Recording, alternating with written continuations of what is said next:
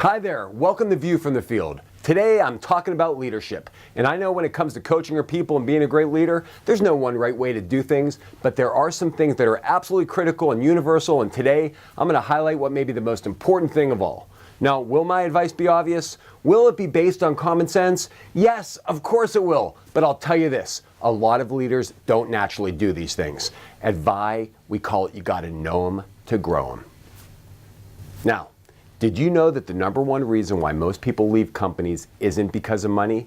It's because of their manager. It's also the number one reason why people stay. It's also the number one reason why people report that they're happy, and you guessed it, it's the number one most commonly cited reason as to why they're not. It all comes down to this. You gotta get inside your people's head and influence three critical things that are very much on their minds.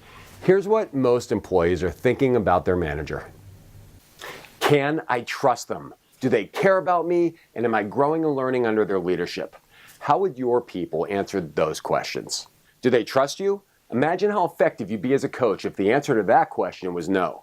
How about, does your manager care about you? If yes, then you're doing something right. If the answer isn't yes, then you could be in for some challenges with behavior, performance, and retention problems.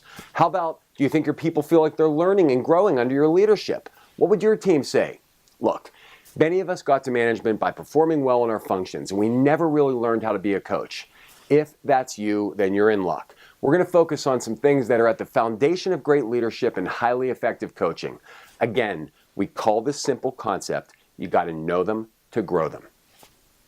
It's where you find out about the people on your team. It's where you take the time. No, it's where you make the time to get to know them. You can use this list as a starting point. It's not meant to be exhaustive, but it's a really good start. And remember this, don't make assumptions and say things like, oh, I know what they think. If you haven't asked them, then you can't be sure. So what should you ask? How about asking them what they think their greatest strengths are? Ask them what gets them pumped up to come to work every day. Ask them how they measure success, what drives them crazy, their passions, their fears, what they perceive their weaknesses to be, what their motivations are, what their aspirations are, not just at work, but in life. And finally, with all this knowledge that you've gained and the depth of understanding that you now have, how do you think they'd respond if you asked them how you could best help them? Remember, if you know them, then you can grow them. And this is going to be a great start.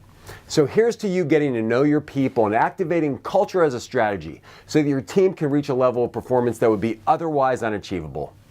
Until next time, this is Paul Shapiro with A View from the Field. If you're looking to transform your organization and make culture a powerful part of the strategy that drives performance in sales, supply chain, or anywhere in between, then call me at Vi and let's talk about how we can help. Vi TV, better every time you watch.